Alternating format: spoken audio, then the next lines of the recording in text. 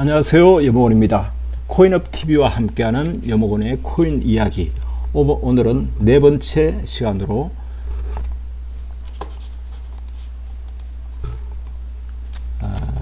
코인의 가치 분석에 대해서 공부를 해보도록 하겠습니다.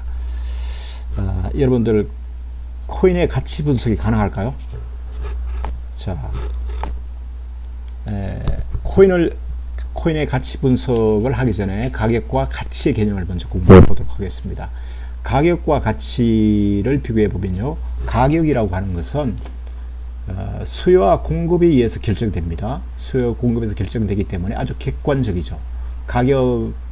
그래서 객관적이고, 가격이라고 하는 것은 눈에 보여요. 비지블, 눈에 보입니다. 가격은 시장 가격이에요. 주가, 비트코인의 가격, 코인의 가격, 상품 가격, 이런 식으로 정해져 있어요. 눈에 보여요. 상당히 객관적이에요. 수요 공급에서 하는 것이 가격입니다. 반면에 가치는요, 눈에 보이지 않습니다. 가치라고 하는 것은 이거 사람에 따라 달라요. 가치를 보는 눈이. 밍크 코드 볼 때 어떤 사람들은 100만 원의 가치가 있다, 어떤 사람들은 500만 원의 가치가 있다. 가치가 보는 눈들이 전부 주관적으로 달라요. 자, 이게 이제 가격과 가치가 다르죠. 그러면 우리가 이제 주식 기업을 볼 때 그 기업에는 주가도, 시장의 주가와 그 기업의 가치가 불일치하는 현상이 생깁니다. 그 주가가 지금 삼성전자의 주가가 지금 뭐 5만 원이다, 이렇게 이제 결정이 되겠죠. 수요 공급에 의해서. 그런데 삼성전자의 가치는 5만 원인지는 보는 사람에 따라 서로 달라요. 그런데 그 나름대로 가치는 어떤 기준에 의해서 가치를 계산해 냅니다. 자, 그래서 본질 가치, 수익 가치, 자산 가치, 상대 가치, 현재 가치, 청산 가치, 이런 개념으로 그 가치 개념을 확산해서 나름대로 가치를 측정하게 되는 겁니다. 근데 비트코인은 이 그 양적인 지표가 없기 때문에 사실상 비트코인은 이러한 가치를 측정하는 것이 불가능합니다. 불가능해요. 그래서 비트코인의 그 가치를 분석한다, 가격을 분석하는 것은 수요와 공급에 의해서 가격이 결정되기 때문에, 수요와 공급에 의해서 결정되는 것은 어디에 나타난다? 차트에 나타난다는 거죠. 그래서 차트를 통해서 가격 변화를 분석할 수가 있다, 이런 얘기죠. 그래서 암호화폐를 분석하기 위해서는 가치의 분석이 거의 불가능하기 때문에 이 가격의 분석, 차트를 통해서 가격의 변화를 분석하는 것이 상당히 중요합니다. 그래서 차트에 대한 제대로 차트를 이해하는 것이 상당히 중요하다, 이렇게 생각이 됩니다. 다음 번에 볼까요? 자, 가격이라고 하는 것은 그 수급에 의해서 결정되기 때문에 이 플럭추에이션이 상당히 이렇게 심하게 되지만, 가치라고 하는 것은 그 가치가 하루 만에 이렇게 플럭추에이션이 크게 이렇게 변화되지는 않겠죠. 그래서 주식은 그 수급에 의해서 일시적으로 언더슈팅 됐다가 오버슈팅 됐다가, 여기서 과잉 반응을 통해서 플럭추에이션이 이렇게 생기게 되는 거죠. 그래서 결국은 이 주가는 가치에 기반해서 장기적으로 수렴하게 되겠습니다. 그런데 비트코인의 경우는 이 양적인 지표가 없기 때문에 이 연결고리가 사실상 아주 취약합니다. 이게 가격과 가격의 연결고리가 상당히 취약하기 때문에 결국은 차트 분석을 통해서 나름대로의 가치가 곧 가격이 곧 가치일 수가 있는 거죠. 그래서 차트 분석이 중요하다, 이걸 통해서 우리가 알 수 있습니다. 자, 코인의 먼저 특성을 보죠. 앞에 말씀드린 내용을 다시 확인하기 위해서는 코인의 특성을 보면 됩니다. 자, 코인을 보면, 코인이나 주식이나 결국은 그 발행되어져 있는 것은 기업이에요. 그 주식도 기업이죠. 코인도 실제 출발할 때는 프로젝트 아이디어로 출발해서 펀딩을 받았죠. 근데 코인도 이더리움도 기업이죠. 그래서 그 기업인데, 출발은 ICO 때는 거의 다 프로젝트 개념으로 이제 출발을 했습니다. 그런데 그 기업은 성적표가 있어요. 이렇게 재무제표라고 하는 성적표가 분기마다 발표됩니다. 성적표가 있는데 코인은 성적표가 없어요. 지금 이더리움이 그 재무 상태가 어떤지 아무도 중앙에 있는 사람들만 그 운영 주체만 알 겁니다. 그런데 실질적으로 아무도 알 수 없어요. 아무도 알 수 없습니다. 그렇기 때문에 그 코인의 분석이라고 하는 건, 주식의 분석은 양적 분석, 재무제표를 통해서 양적 분석이 가능한 반면에 코인은 불가능합니다. 그래서 가치 분석이 어렵다는 거고요. 그다음 질적, 주식에서도 양적 분석과 같이 함께 보완적으로 사용하는 질적 분석입니다. 질적 분석이라고 하는 것은 그 대표이사의 그 질이 어떻다, 종업원들의 질, 그 다음에 제품 서비스의 질, 이런 것, 노사관계, 이런 것들을 분석하는 거예요. 분석을 통해 가지고 그 노사관계라든지, 그 다음에 지금 제품의 서비스의 질이라든지 제품의 라이프 사이클이라든지 이런 걸 통해 가지고 성장하겠다, 이런 것을 질적으로 분석할 수가 있습니다. 코인도 마찬가지로 이렇게 주식과 마찬가지로 똑같은 방법으로 이더리움 그 개발진들의 어떤 철학, 지금의 현재 활동, 뭐 그들의 능력, 이런 걸 통해 가지고 그 같이 질적 분석을 할 수가 있어요. 그래서 주식과 대비해서 볼 때는 이 절름발이에요. 한쪽이 없기 때문에 분석하기 상당히 어렵다. 그래서 코인 투자가 훨씬 어렵습니다. 주식보다도. 그래서 저는 이 어려운 그 코인 투자, 쉬운 코인 주식 투자의 방법이 있는데 왜 사람들이 어려운 코인 투자를 하나, 이런 게 조금 궁금하기도 합니다. 그래서 주식은 이렇게 질적, 양적이라고 하는 것은 객관적으로 분석이 가능하다는 거고, 질적이라고 하는 건 주관적 분석이 가능합니다. 그래서 이렇게 가지고 그 주식의 본질적 가치를 구하게 되는데, 코인은 양적 분석이었기 때문에 주관적 가치만 존재하는 것이죠. 그래서 가상의 가치예요.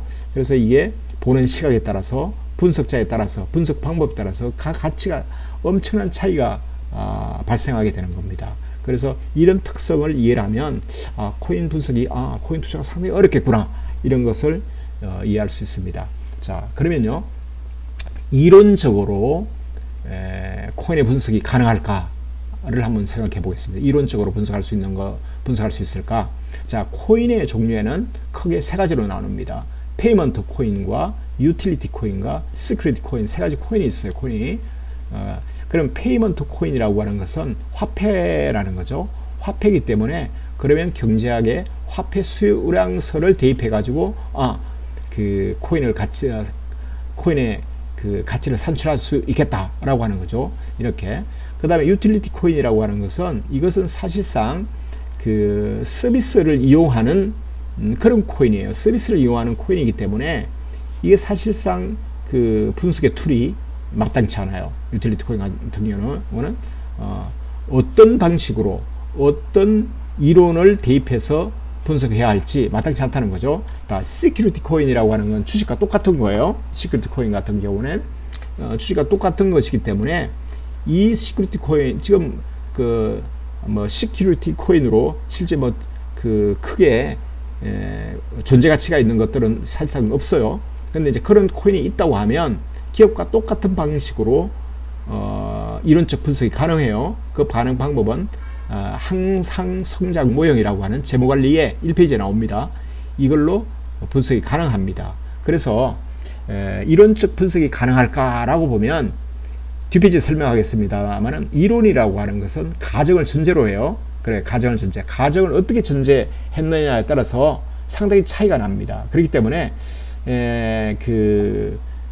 이 이론적 분석을 토대로 나온 그 가치로 현실적으로 적용하는 것은 많은 한계가 있다는 것을, 한계가 있을 수밖에 없다 하는 것을 먼저 인지를 해야 합니다. 자, 보겠습니다. 실제 그런지 한번 체크를 해보겠습니다. 자, 이론적 분석에 어떤 한계가 있을지, 아까 페이먼트 코인 같은 경우에는 화폐 수량설로 설명을 할 수 있다고 그랬습니다. 상당히 복잡한 것 같은데 간단해요. 보면 돈의 가치라고 하는 것은 통화 공급량과 유통 속도에 달려 있다는 거죠. 이 기반을 하는 돈의 가치는요.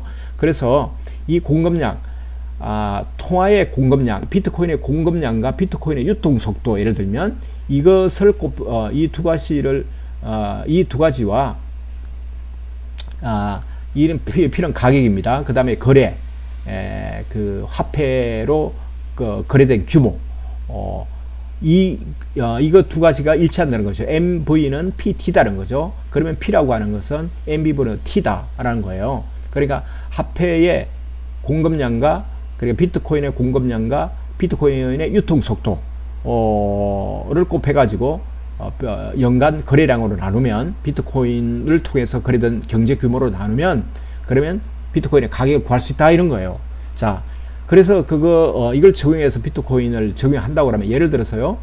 비트코인의 공급량이 예를 들어서 뭐 지금은 1,500만 개 이상이 됩니다만은 1,500만 개다라고 가정하고 비트코인의 유통 속도가 법정 화폐의 유통 속도를 대입한다라고 가정을 해서 연사회다 하는 거죠. 자, 비트코인이 지금 법정 화폐 유통 속도하고 뭐 일치한다.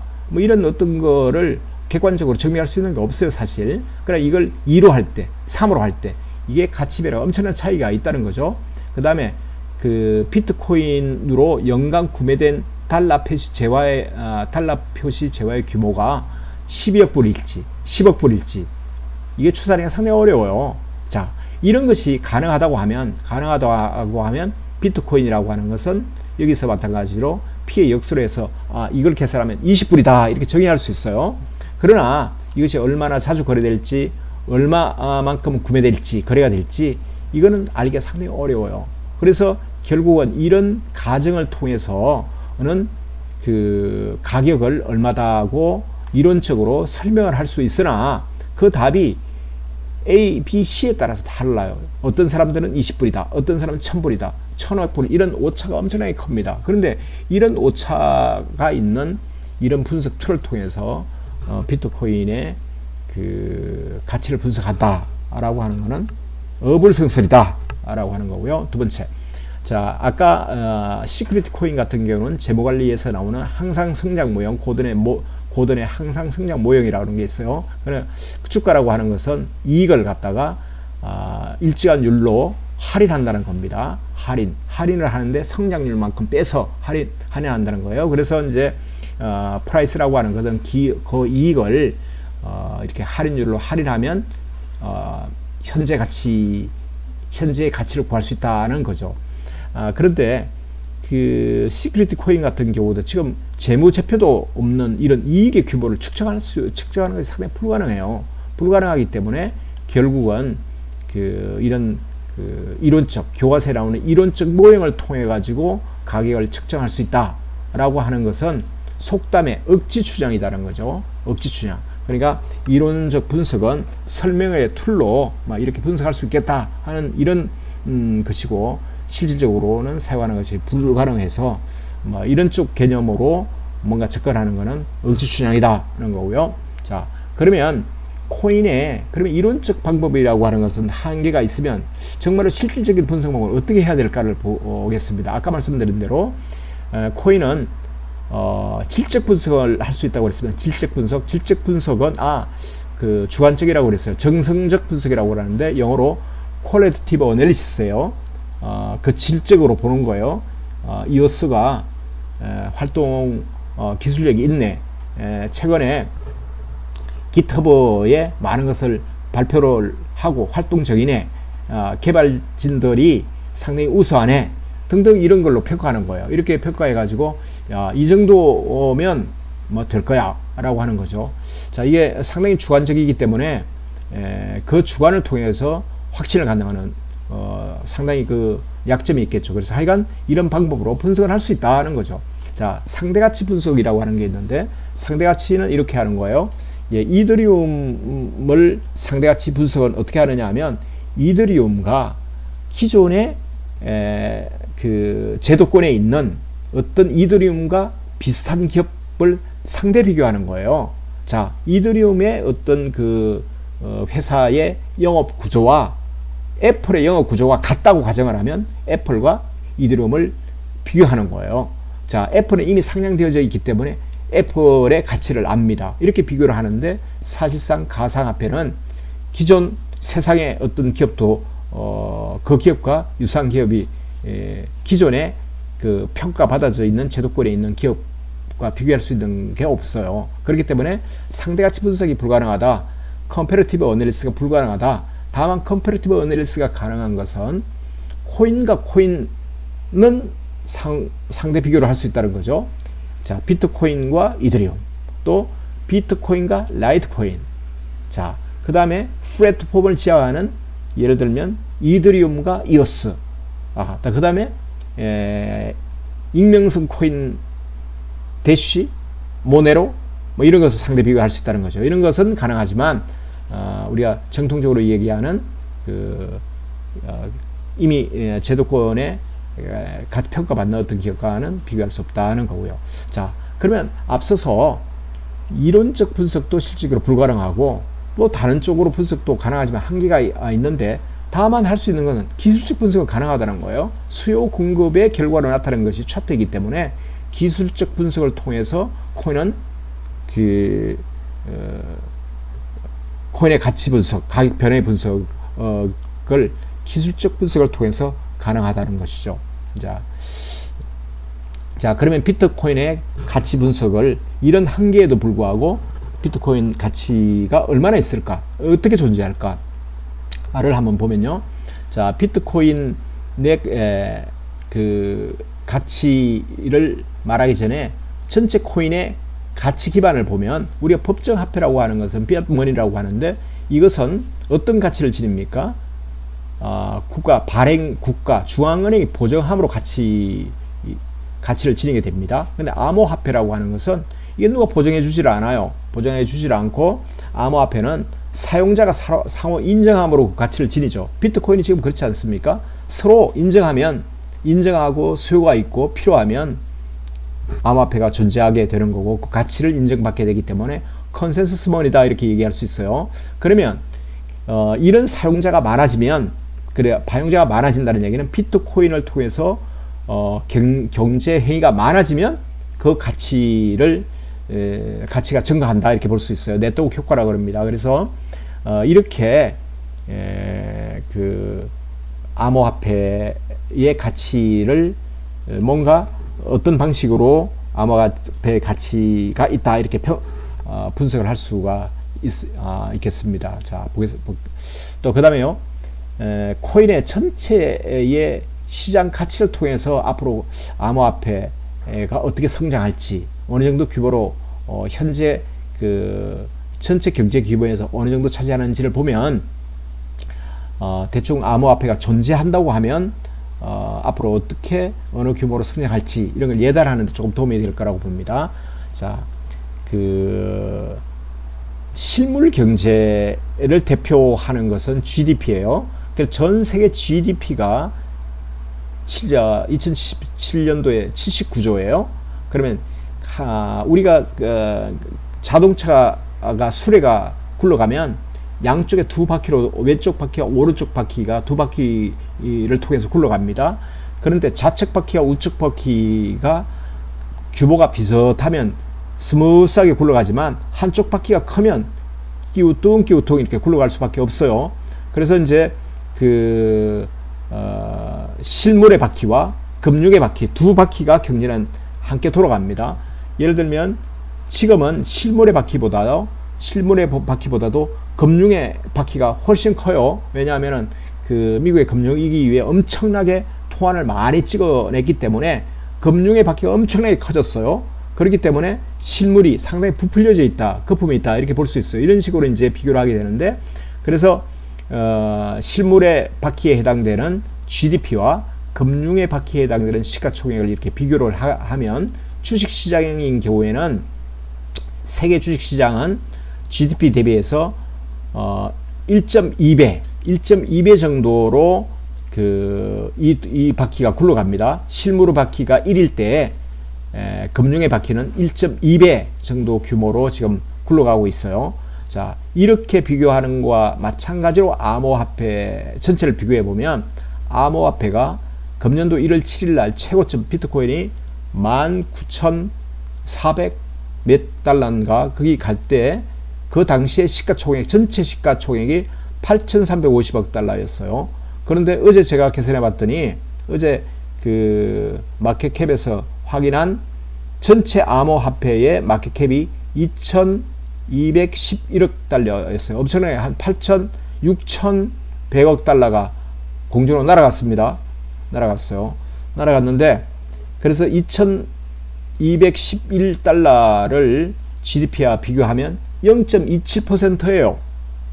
암호화폐가 8,350억, 비트코인이 2,000달러, 2만 달러 갈 때 시가총액이 8,350이기 때문에 그때가 한 1%대였어요. 1%대였는데 그래서 지금 암호화폐는 전체 그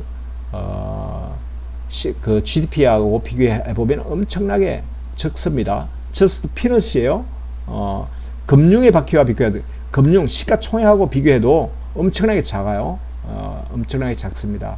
자, 이걸 우리가 시각적으로 확인을 하고, 자, 이런 그 2017년 세계 경제 포럼에서 발표한 자료를 보면 2025년까지 세계 GDP의 10%가 블록체인에서 발생한다 이렇게 얘기를 했어요. 자, 블록체인에서 발생한다. 자, 이 블록체인에서 하면 프라이빗 블록체인, 뭐 블록체인 전반 생태계에서 이렇게 발생할 것이라고 이렇게 그 연구 보고서가 있어서 세계 포럼에서 발표가 됐는데, 이게 만일에 10%가 된다고 하면 비트코인 가상화폐 가격이 엄청나게 올라야 되겠죠. 이렇게 자, 이런 걸 참고해서 이것이 10% 된다 이런 의미가 아니고, 적어도 지금 현재 암호화폐라고 하는 것은 세계 금융 또는 세계 실물과 비교할 때 너무나 작은 규모이다. 그런데 만일에 암호화폐가 우리가 앞선 시간에서 공부를 했듯이 암호화폐의 어떤 쓰임과 용도가 있고 수요가 있으면 생존하게 되고 그 사용자가 많아지게 되면 이게 1%만 되더라도 비트코인은 지난번에 고점을 넘게 되는 거게 되겠죠. 그래서 큰 그림으로 암호화폐의 미래를 볼 때 세계 금융과 균형을 이루는 이런 시각을 통해서 나름대로 감을 잡는 게 중요하다는 생각이 듭니다. 자, 그 다음에 비트코인은 그 특성을 조금 주식하고 이렇게 비교를 한번 해보면요. 자, 앞서 비교를 간단히 했습니다만은 주식하고 코인이 다르다라고 했는데, 주식과 코인을 비교하는 것과 마찬가지로 주식과 비트코인을 비교해 보면 주식은 프로핏 이익이 존재를 해요. 근데 비트코인은 페이먼트 코인이기 때문에 프로핏이 존재하지 않아요.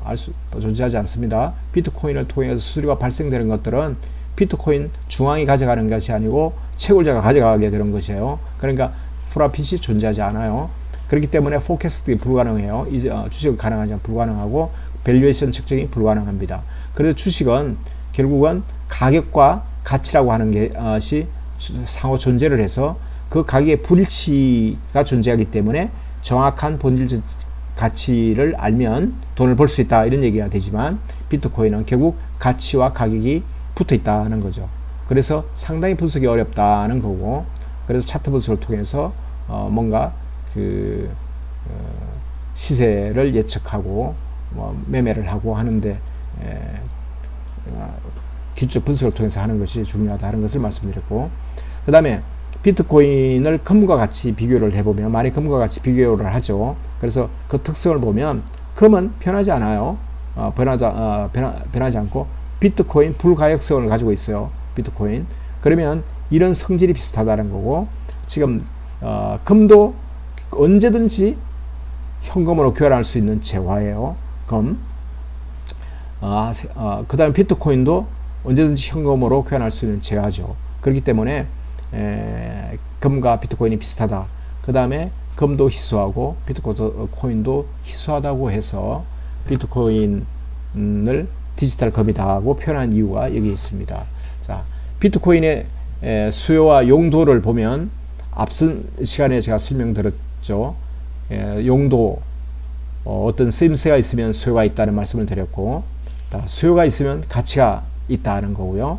그 다음에 그 비트코인은 이미 암호화폐 기축통화의 역할을 합니다. 예를 들어서 알트코인을 사기 위해서는 비트코인을 사서 매매를 해야 돼요. 그래서 BTC 마켓이 존재하는 거고요.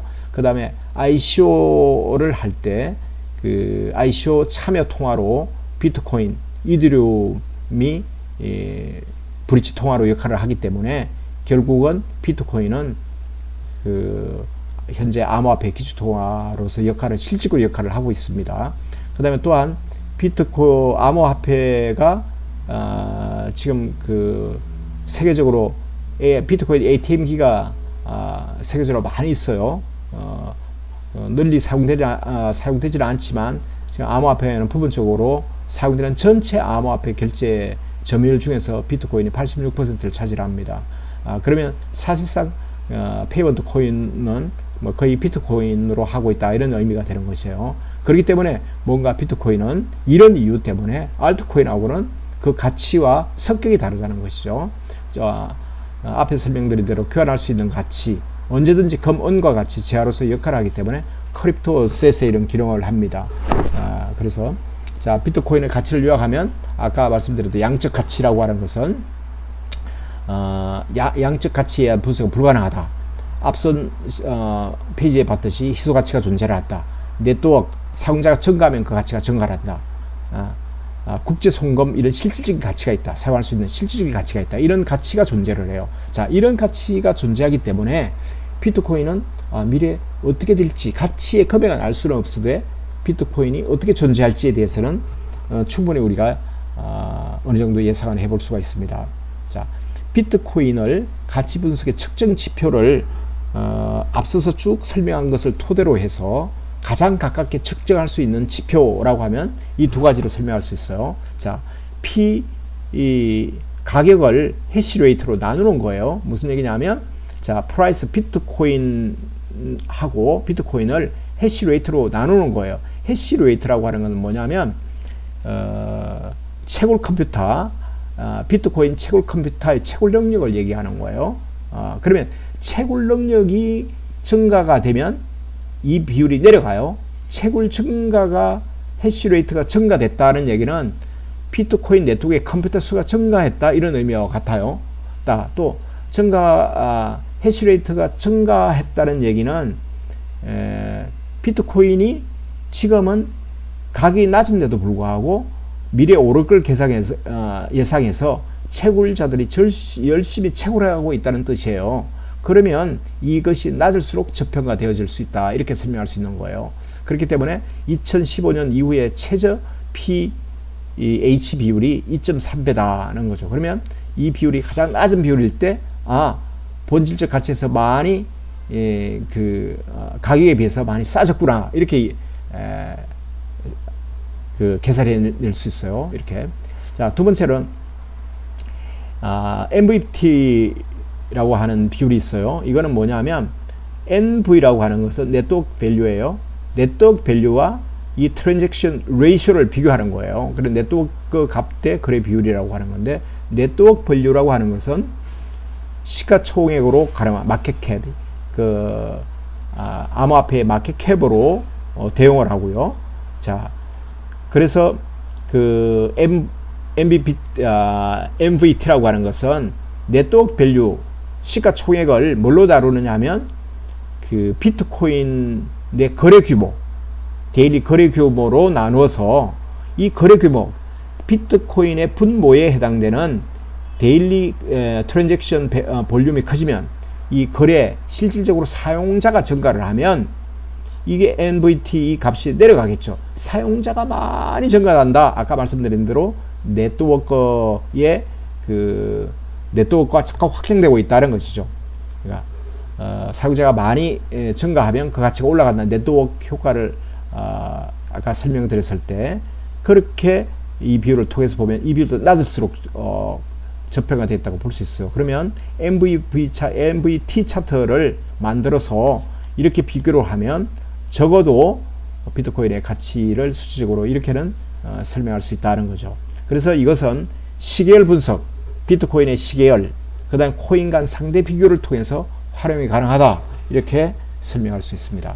자, 이렇게 해가지고 오늘은 비트코인의 가치 분석에 대해서 공부를 했고요. 다음 시간은 차트 분석 및 활용법에 대해서 공부를 하려고 합니다. 자, 다음 시간에도 여러분들 관심 있는 사람들은 많이 봐주시기 바랍니다. 감사합니다.